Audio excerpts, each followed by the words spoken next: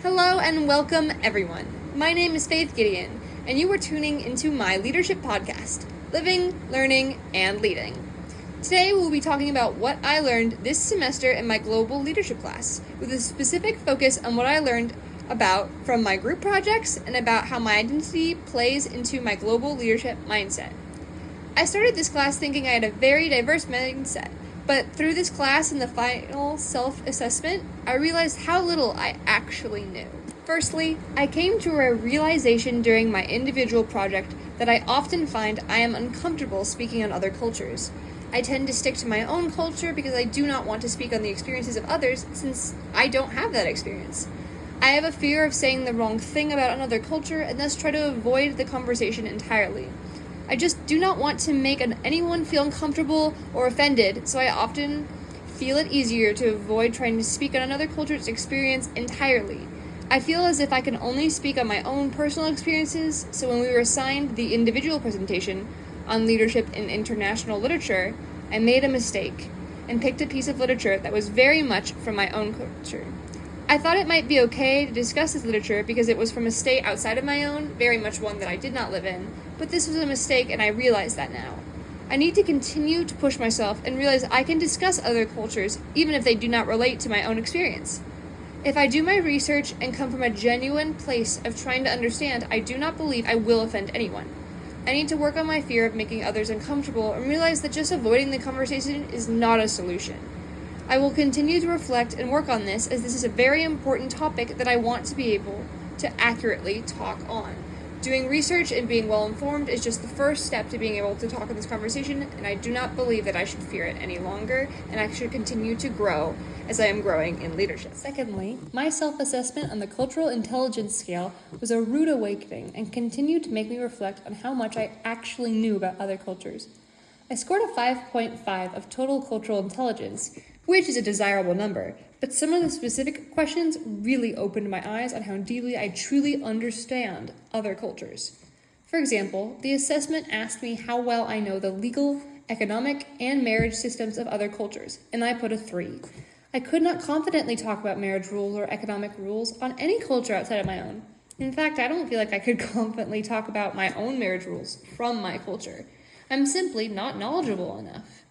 Additionally, another question that caused me to truly reflect was, I check the accuracy of my cultural knowledge as I interact with people from different cultures. While I do try to be knowledgeable of the cultures around me, I am confident that I put effort into that. I'm not confident I'm always finding the best sources. I'm not very good about double-checking accuracy of sources, and most news articles are in fact skewed.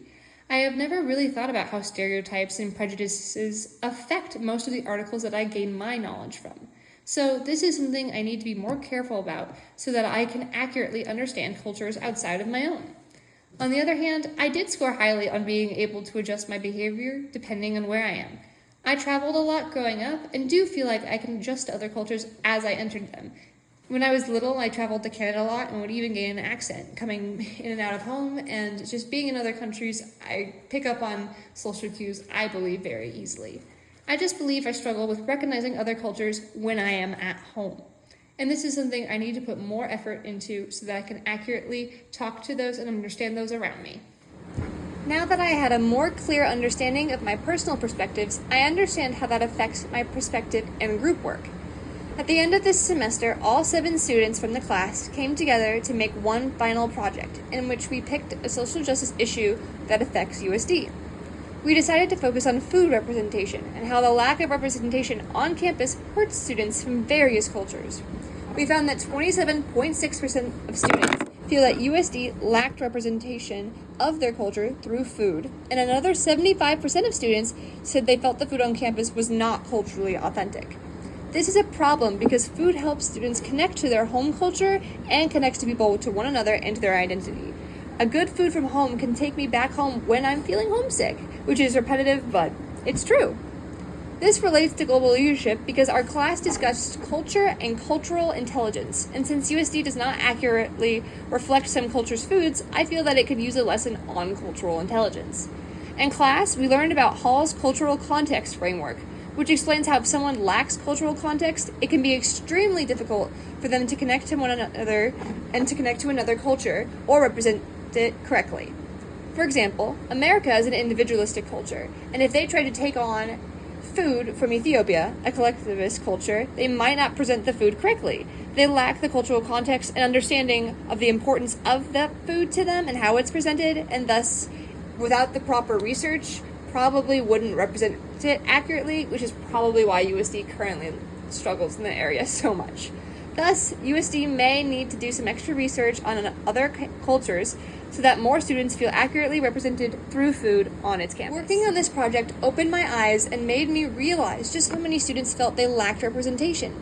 You see, I have never felt a lack of representation or disconnected because I am from San Diego.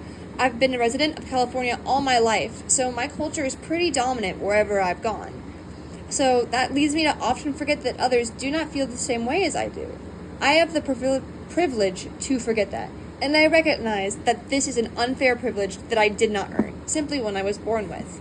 Thus, it is good that group projects like this cause me to stop and reflect and take some steps in the shoes of the other students around me. While this project caused me to reflect and take on the perspectives of other students on campus in order to combat a social justice issue, it also pushed me to empathize with other students who worked on the project itself with me. For example, one of my group mates did not do their share of the work and would not respond no matter how many of us messaged her. This really frustrated me because I did not feel it fair to leave your share of work to others. I feel like this is irresponsible and selfish. But then I slowed down and tried to put myself in her shoes. I wondered if she was having a family emergency or a rough week in which she simply could not take on another project. Once I reflected and practiced empathy, I found myself to no longer be upset with her and instead calmed down and pivoted. My responsive group members simply decided we would all split up her share of the work and do it ourselves. While I may still be frustrated she did not do her share, I have more empathy towards her and did not want to assume it was 100% her fault. I do not and may never know what caused her to go non-responsive, but I find peace with the fact that she might have needed the break and that I was able to be a part of giving her the break that she much needed, and I feel proud of my other group members who were able to step up and pride in the project we did create. To wrap up, I wanted to discuss the main lessons I learned this semester and suggestions for increased group effectiveness in the future. I believe the main lessons I learned in this class were the importance of research and communication. My individual projects and self-assessment showed me how much I do not know about other cultures and just how drastically a little bit of research can change that. For example, my peer facilitation project taught me so much about Confucian Asia that I feel like I could accurately talk about it now. And all the research I found for that project was gathered in an afternoon, so basically under a day. I realize now how important it is to sit down and make the time to learn about other cultures so that those around you can feel seen and heard by you. It's so easy to take the time to learn that you just have to dedicate an afternoon or two to learning about it. Even that little bit of information makes me feel more confident that I can talk to someone else who identifies from that culture than I could have a couple weeks ago.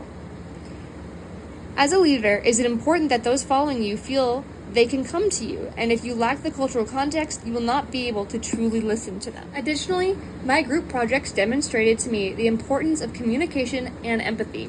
You need to create an environment in which everyone feels like they can communicate, because without communication, nothing will get done effectively. You can only combine people's strengths by voicing what those strengths are. While one of my group members lacked communication skills, the others did not, and our project shined because we all successfully came together to create something so important to us. I feel like picking the topic and agreeing on something important while being able to use our strengths is what made it so effective. I feel empathy for the girl who could not contribute and pride for what I created with those willing to bring their voice to the table. Thus, to increase group effectiveness in the future, it is important to keep speaking up and work to create an environment in which everyone feels that they can speak up. And it is important to do the appropriate research before starting anything. Research will always be step one in communicating, in a project, or in life. Being well-informed and having communication skills are essential for group work, and that has been my main takeaway from this semester. Thank you all for listening, and stay tuned for my next podcast as I continue to grow and explore on living, learning, and leading. Stay curious!